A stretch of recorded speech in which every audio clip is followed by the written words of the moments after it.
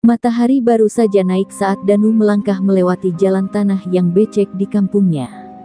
Setiap langkah seolah mengantar pada kenangan pahit yang terus menghantuinya.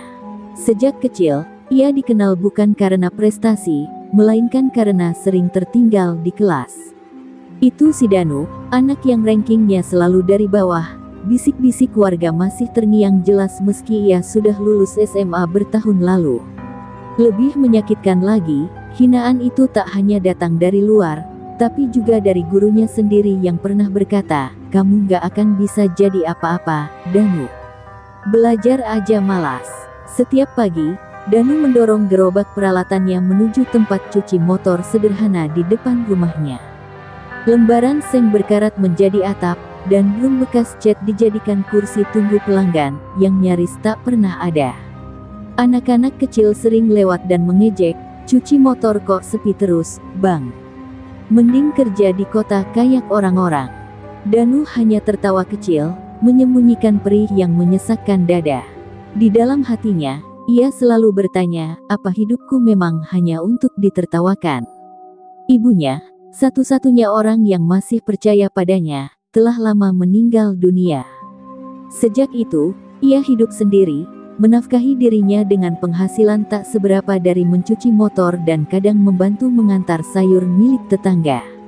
Setiap malam, Danu duduk di kamar sempit dengan lampu remang-remang, memandangi selembar kertas kusam bertuliskan cita-cita masa kecilnya, ingin punya usaha sendiri dan sukses. Ia menulis itu saat kelas 2 SD, sebelum semua orang mulai meremehkan kemampuannya. Suatu hari, Rio, teman masa kecil yang kini jadi pegawai bank di kota, pulang kampung dan tak sengaja melihat Danu yang sedang jongkok membersihkan rantai motor. "Loh, Nu, masih aja begini hidup lo. Dulu juga udah bego, sekarang tambah bego kerja beginian," ucap Rio sambil tertawa bersama teman-temannya. Danu menunduk, bukan karena malu, tapi menahan gejolak emosi yang mulai membakar dadanya. Ia ingin melawan, tapi kata-kata Rio terlalu familiar. Terlalu sering ia dengar. Di malam hari, ia membuka buku catatan lusuh, buku yang ia beri nama, buku luka. Di sana, ia menulis ulang kalimat Rio. Di bawahnya, ia tulis, "Satu hari nanti, aku akan membuat mereka datang untuk minta pekerjaan dariku." Air matanya jatuh tanpa suara.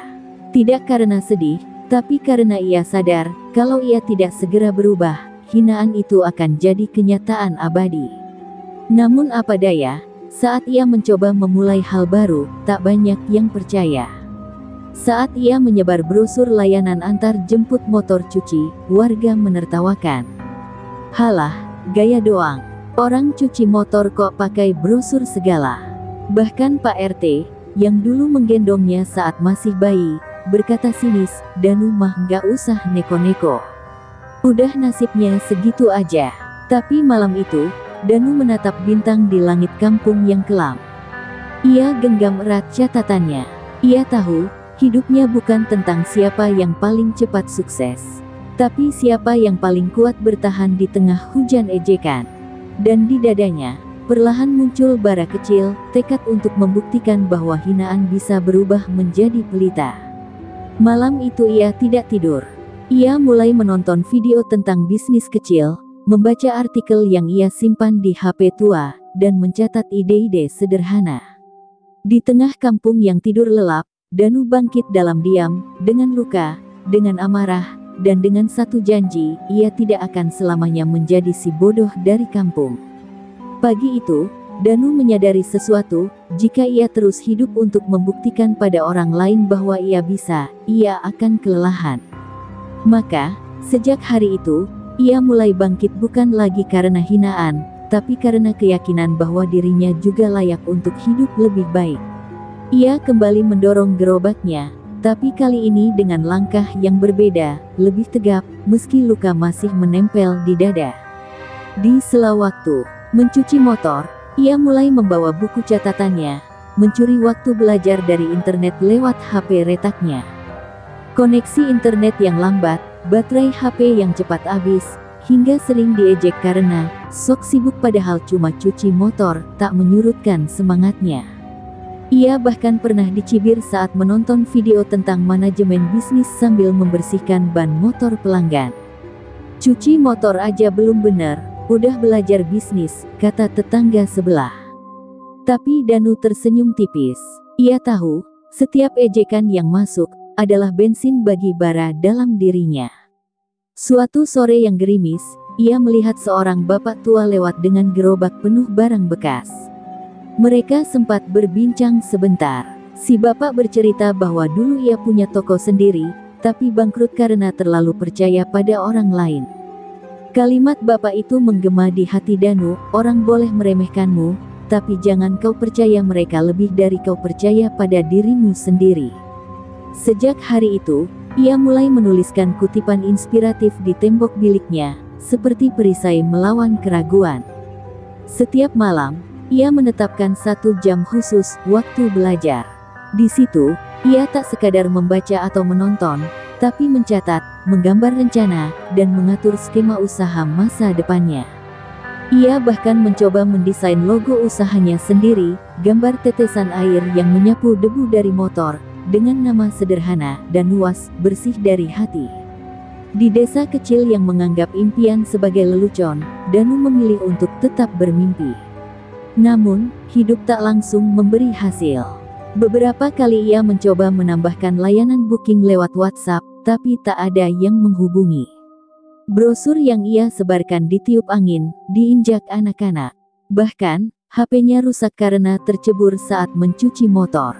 Ia duduk termenung di malam hari, menatap layar kosong yang tak lagi menyala.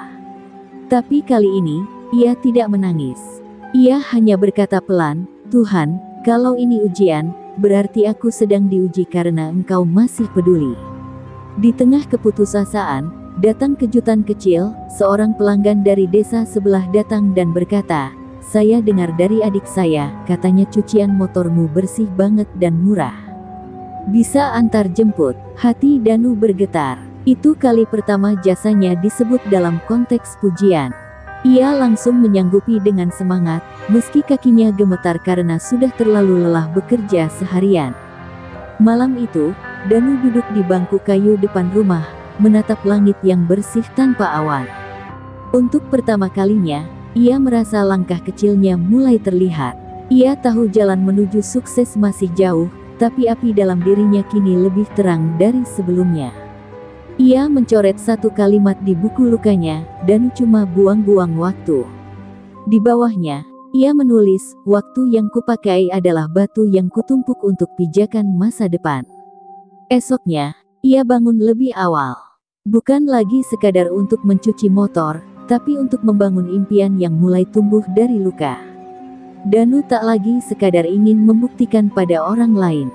Kini ia ingin membuktikan pada dirinya sendiri, bahwa anak kampung yang dicap bodoh pun bisa menyulap debu jadi cahaya.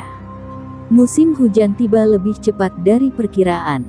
Hujan deras mengguyur kampung selama berhari-hari, membuat tempat cucian motor Danu sepi total. Air menggenang di mana-mana, selang bocor, dan atap sennya roboh tersapu angin. Danu hanya bisa duduk terdiam di bawah payung plastik, memandangi kios kecilnya yang luluh lantak. Dalam hati, ia berusaha menahan gejolak kecewa, tapi tubuhnya gemetar. "Aku sudah berusaha, tapi kenapa tetap gagal?" gumamnya pelan, seakan bertanya pada langit yang tak memberi jawaban. Tabungan yang ia kumpulkan habis untuk memperbaiki peralatan. Bahkan ia terpaksa menjual satu-satunya speaker kecilnya, yang dulu ia beli agar pelanggan bisa mendengarkan musik sambil menunggu, demi membeli pompa baru. Tapi saat ia berusaha bangkit lagi, badai berikutnya datang. Warga mulai menjauhinya. Ada isu bahwa sabun cuci motornya membuat cat motor mengelupas. Itu hoaks. Tapi seperti biasa, di kampung kecil, fitnah lebih cepat dipercaya daripada kebenaran. Danu sempat ingin menyerah. Ia duduk memeluk lutut di belakang kiosnya, malam-malam tanpa penerangan. Hujan merembes masuk lewat celah seng, dingin menggigit tulang. Buku luka yang biasa ia jadikan pelipur lara bahkan nyaris sobek karena basah. Di dalam kegelapan itu, ia berkata pada dirinya sendiri, mungkin mereka benar. Mungkin aku memang ditakdirkan gagal. Tapi saat tangisnya hampir pecah, ia mendengar suara kecil dari dalam dadanya, kalau kamu berhenti sekarang, kamu tak akan pernah tahu seberapa jauh kamu bisa melangkah. Keesokan harinya, pukul 10 pagi, Rio datang. Kali ini tidak sendiri, ia membawa mobil mewah dan 2 teman dari kota. Mereka turun sambil tertawa melihat kios Danu yang seadanya. Masih usaha ini, Nu? Masih percaya bisa sukses? Gila sih, gue kira lo udah nyerah. Tapi ya, cocok sih. Lo tuh emang cocok jadi tukang kayak gini, ujar Rio sambil mengedarkan pandangan ke tempat cucian yang basah dan kotor. Teman-temannya tertawa seolah melihat badut jalanan. Danu hanya diam. Tangan yang tadinya sibuk menyiram motor kini mengepal, menahan amarah. Tapi ia tahu, melawan dengan emosi hanya akan membuat mereka menang. Maka ia menjawab pelan, terima kasih udah datang. Walau nggak jadi pelanggan, paling nggak kalian tahu di mana nanti aku akan mulai. Rio tertawa keras, menyebut jawaban itu sebagai halu level dewa. Tapi mereka pergi juga, meninggalkan tawa yang menggantung seperti kabut dingin. Beberapa hari setelahnya, Danu kembali sendirian. Tak ada pelanggan, tak ada pujian. Yang ada hanya keheningan dan suara tetesan air dari talang bocor. Namun malam itu, ia membuka buku lukanya lagi. Di halaman paling belakang, ia menulis, hari ini aku ditertawakan. Tapi aku percaya, Tuhan sedang menertawakan mereka yang terlalu cepat menyimpulkan akhirku. Ia pun mulai menata ulang semuanya dari nol. Ia menggambar ulang desain tempat cucian impiannya, yang lebih tertutup dan rapi. Ia mulai belajar tentang cara menanggapi keluhan pelanggan, walau belum ada. Ia belajar cara membuat video promosi dari HP, mempelajari algoritma media sosial dan mencatat semua ide dalam buku kecil. Dalam kesunyian, ia mulai merangkai ulang harapan, dari kepingan yang sempat hancur. Karena bagi Danu, satu hal yang tak pernah bisa diambil orang-orang dari dirinya adalah keyakinan bahwa masa depan selalu bisa ditulis ulang, bahkan oleh seseorang yang pernah jatuh berkali-kali dan dianggap tak pantas untuk menang.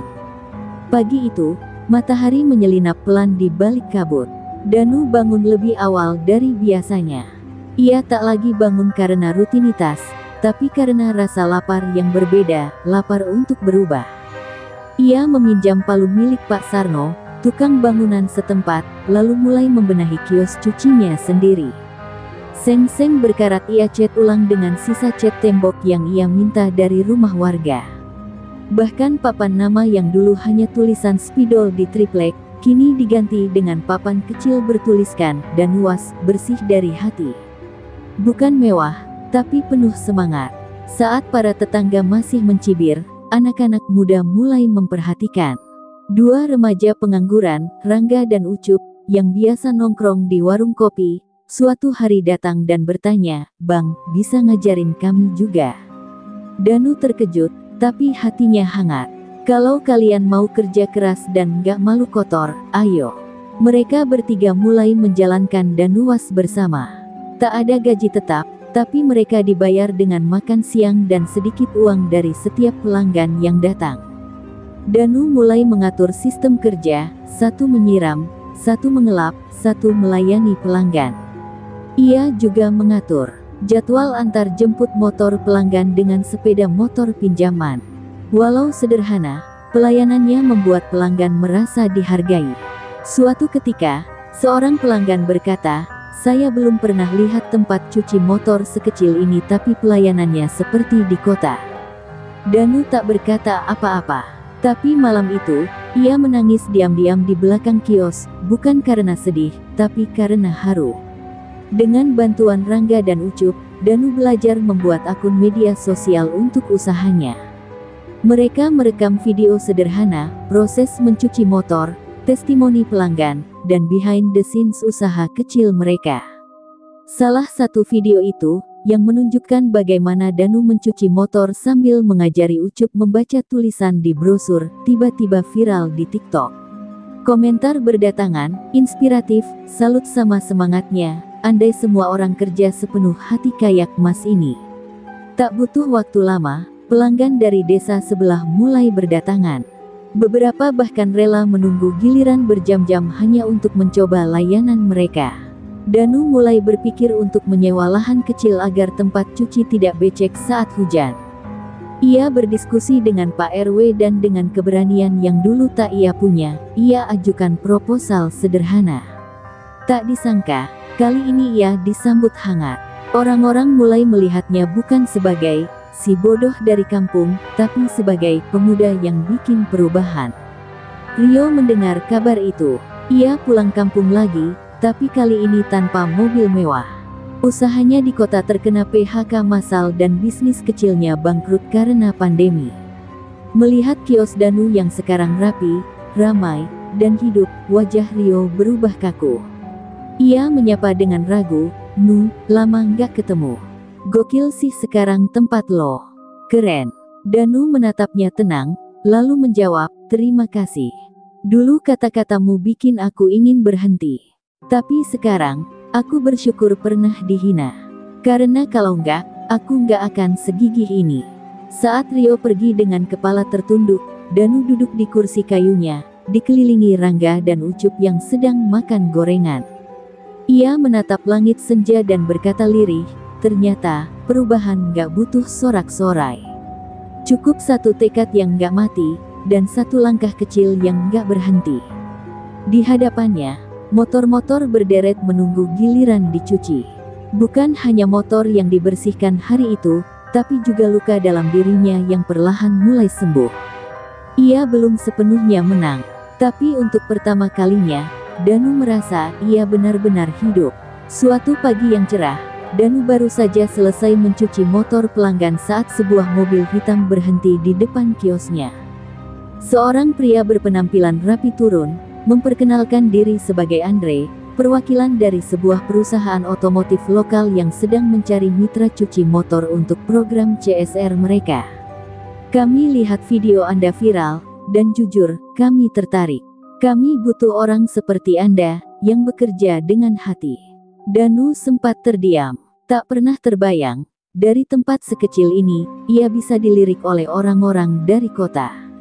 Beberapa hari kemudian, Danu diajak ke kota untuk mengikuti pelatihan singkat manajemen usaha kecil.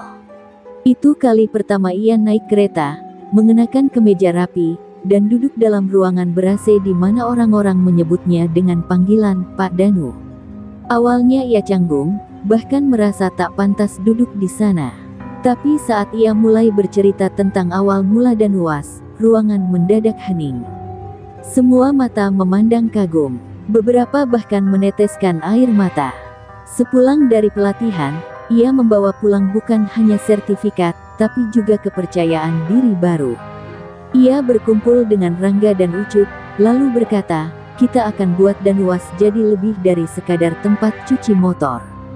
Kita ajarkan ke orang lain. Kita bantu anak muda lain yang merasa tak punya masa depan." Ia ingin membuktikan bahwa sukses bukan hanya tentang kaya, tapi tentang memberi arti dalam hidup orang lain. Tak butuh waktu lama, Danu membuka kelas kecil setiap minggu pagi, belajar usaha dari nol. Ia ajarkan cara sederhana menghitung modal, cara bersikap pada pelanggan, dan yang paling penting, cara berdamai dengan hinaan.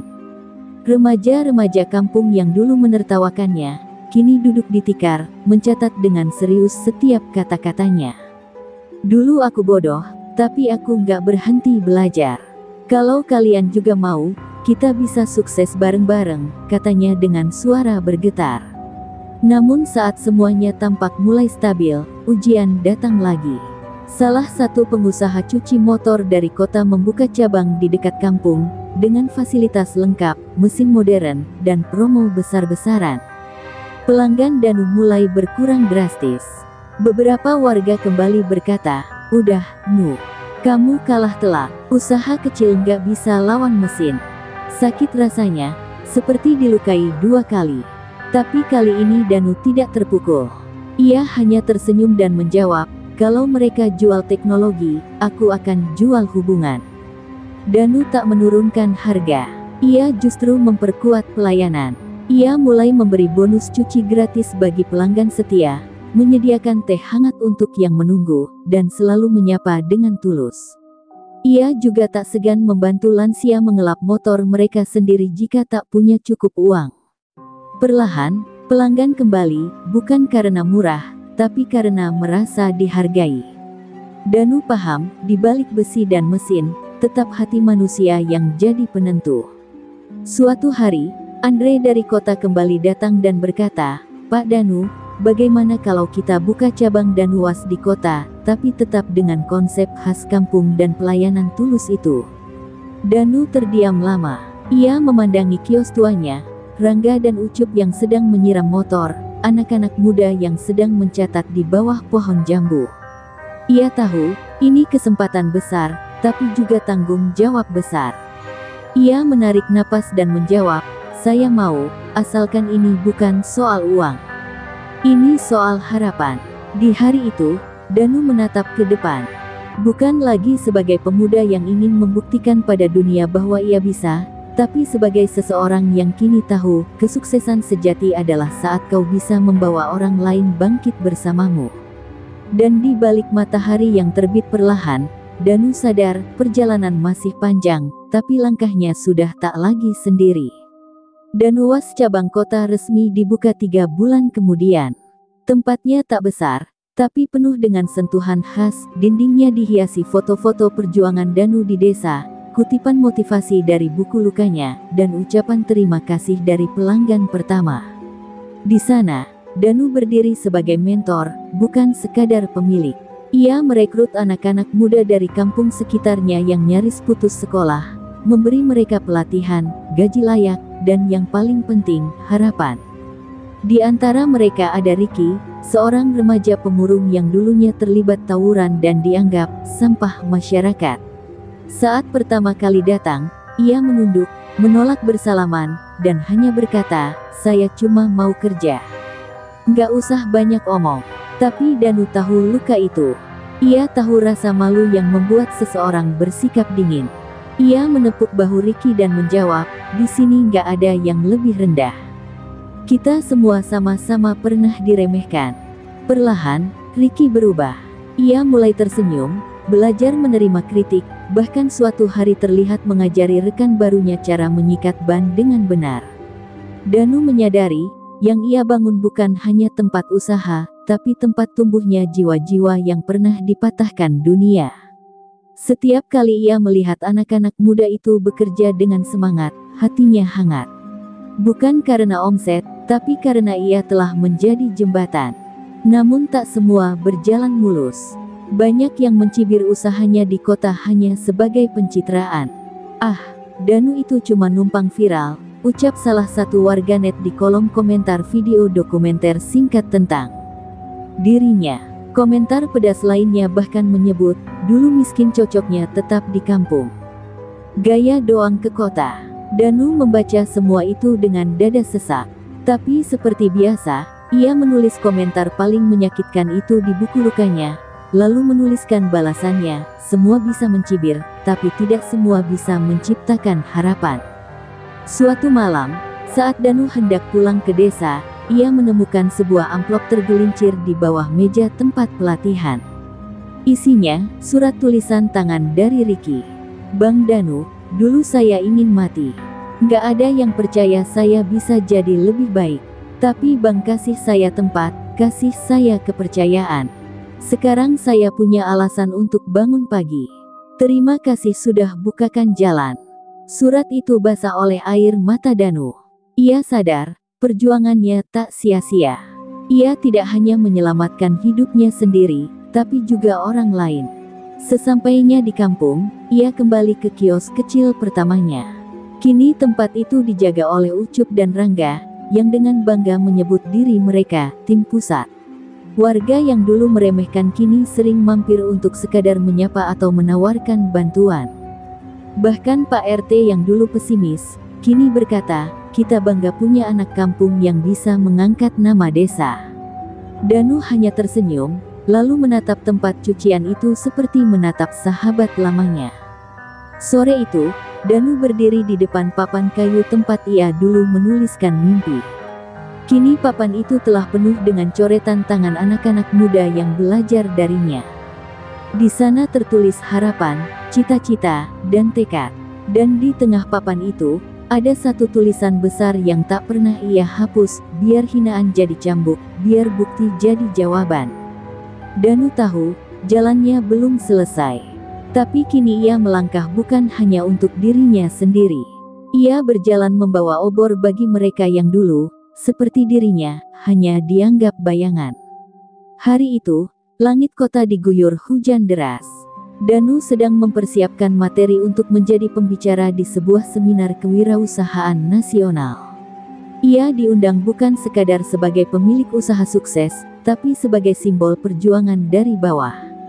Saat berdiri di belakang panggung, jantungnya berdegup kencang.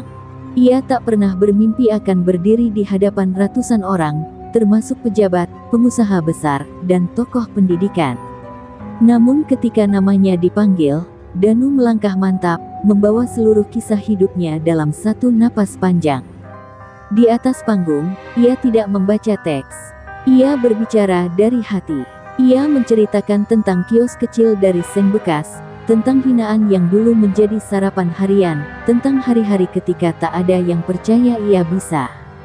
Ia menuturkan kisah Riki, Rangga, Ucup, dan para pemuda lain yang kini punya masa depan karena tempat cuci motor sederhana. Saya bukan siapa-siapa, katanya, tapi saya memilih untuk tidak menyerah. Dan ternyata, itu cukup untuk mengubah segalanya. Tepuk tangan menggema di ruangan. Tapi yang membuat Danu menangis bukan tepuk tangan itu, melainkan ketika ia turun panggung dan melihat sosok ibunya, yang diam-diam datang dari desa, berdiri di barisan belakang, dengan mata sembab dan tangan gemetar.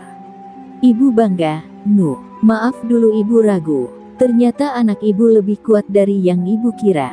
Danu memeluk ibunya erat. Air mata mereka bercampur, menyatu dalam pelukan yang menyimpan ribuan luka dan ratusan harapan. Tak lama setelah itu, Danu diundang ke kampus tempat Rio kuliah dulu. Kali ini, bukan sebagai tamu biasa, tapi sebagai pemateri utama dalam acara bertajuk Bangkit dari Keterpurukan. Di sana, ia kembali bertemu Rio, yang kini jauh lebih tenang dan sederhana. Setelah acara usai, Rio menghampiri dengan langkah pelan. "Nu, maaf, ya. Gue dulu keterlaluan." Danu hanya tersenyum.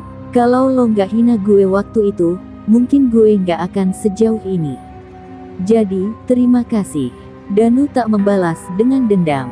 Ia menjawab dengan hasil.